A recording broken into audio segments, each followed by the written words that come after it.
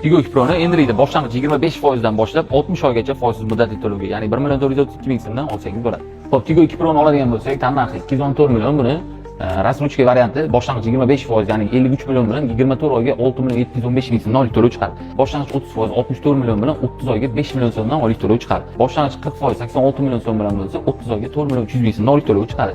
107 million, ya'ni 50% bilan 36 oyga 2.900 ming so'mdan, 60% 129 million bilan 60 oyga 1.432 ming so'mdan oylik to'lov rasmruchkaga chiqadi. Endi Ariza 6 Pro'ni rasmruchka va kredit variantini tushuntirib beraman. Boshlang'ich 25%, ya'ni 59 million bilan oylik to'lov 25 oyga 7.5 million so'mdan oylik to'lov chiqadi.